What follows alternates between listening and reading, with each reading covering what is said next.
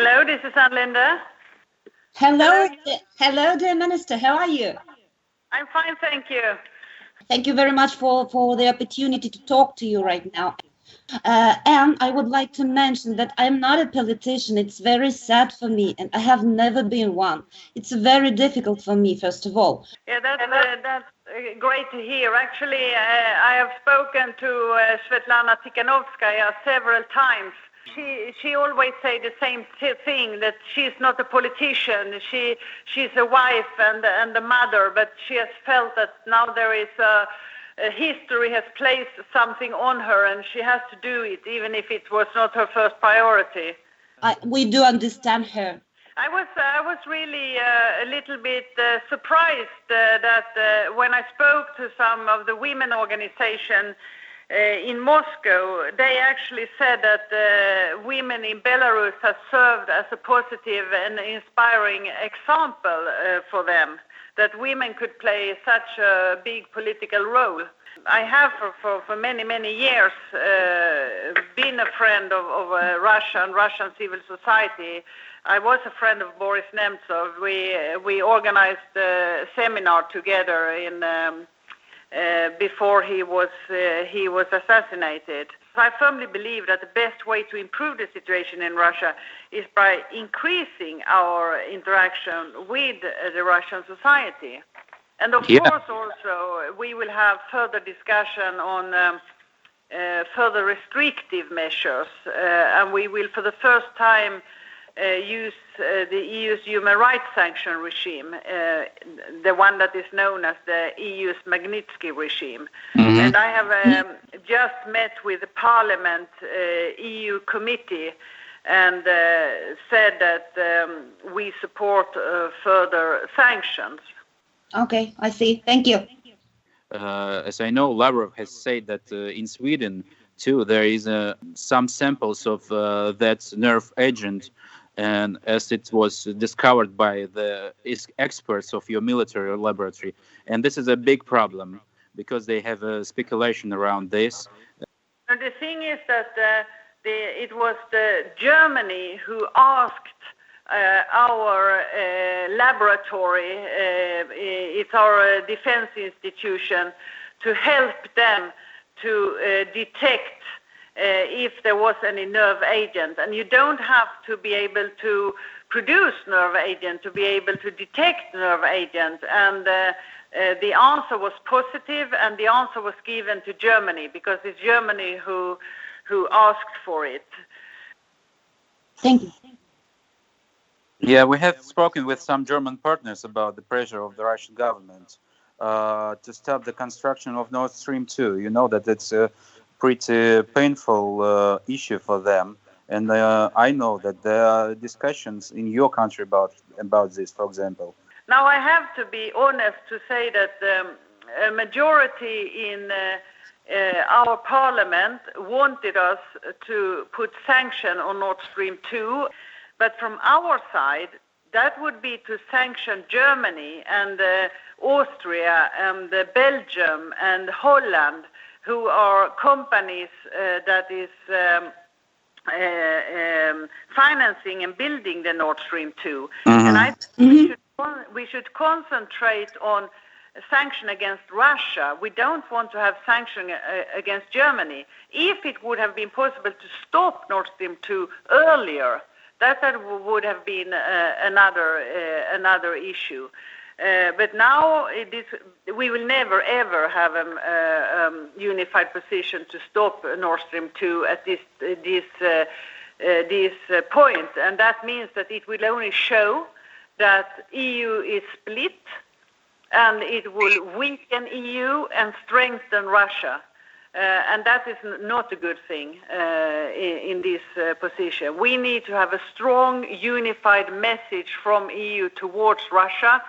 And if we bring up the Nord Stream 2, there will never, ever be a majority because the sanction will be against EU companies. But let me just tell you one thing, just for you to be prepared, that sometimes that what happened when it came to sanction against Belarus. it happens sometimes that some countries want to have results on an issue that is not connected with this issue.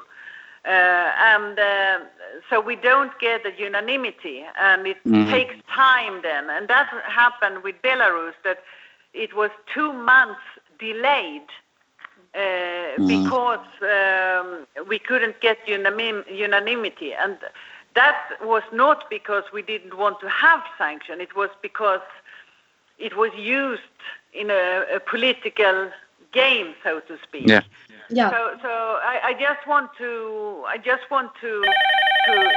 say to you, if it's not a decision, it might not mean that it's not going to be. It might be that it will be delayed because of some political reasons for someone who wants to gain something in another question. We understand it, but let me be a little bit brief. I'm also embarrassed to ask, but the fact that our democratic organizations now need funding, including for new investigation against Russian officials, and it would be great if Sweden would help us, for example, through Sweden's Government Agency for Development Cooperation.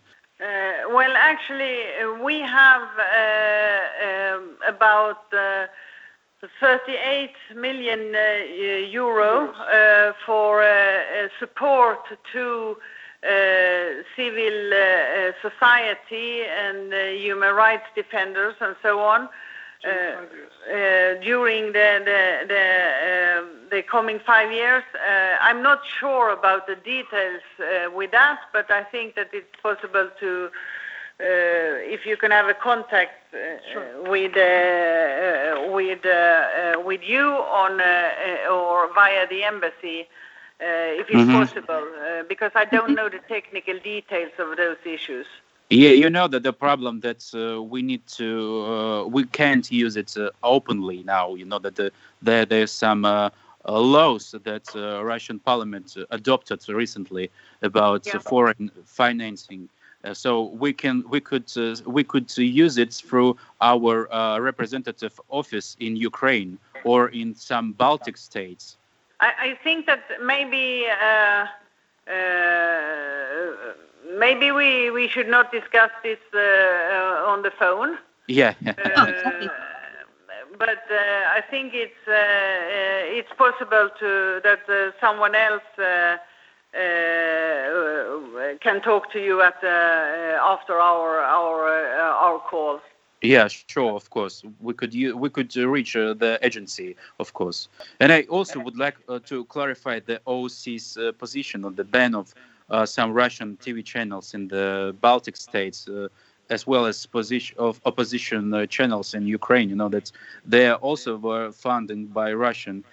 I think this is, of course, a very difficult issue because anything that has to do with freedom of the press and things like that is very, very sensitive.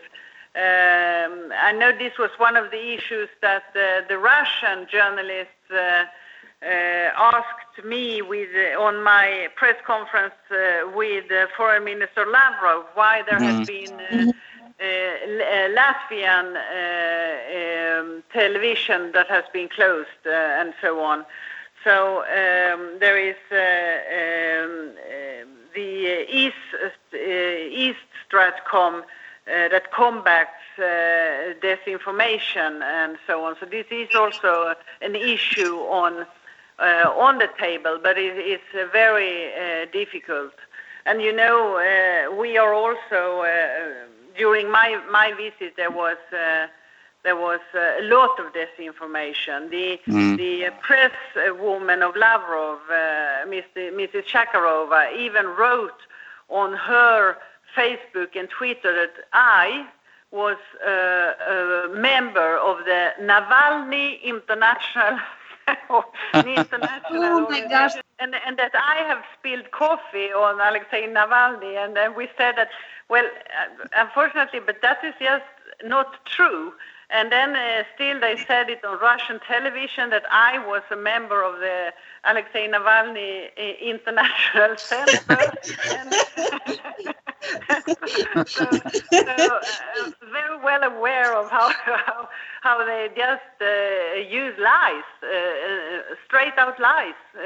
So it is a very big problem, I have to say. But I will ask also for some of my people to contact you, but also to, of course, be a little bit aware of what we use when we talk. I see we don't have a chance now, but I hope you see that there will be new elections in 2024, and I see that some of us could take a part there. Probably if Alexei Navalny will be free and we change the situation, he could be a candidate for the presidential election, and probably Yulia even. I don't know now yet, but I think that you understand if some of us could be head of state, head of government, that it would be easy to discuss our issues with the EU than with current president. As for me, I don't mind being a president. And that would be great. It would be great. So do you agree that it would be easy to talk? Yeah, that's great to know. Yeah, that's great. I have to take a close. I will go to another meeting. We will have a meeting where we will introduce the new work of supporting trade union rights as human rights. Thank you very much for reaching out, and I hope we can keep in contact. And good luck to both of you. And thank you very much. Thank you for your help. And but I hope you get the strength to carry on.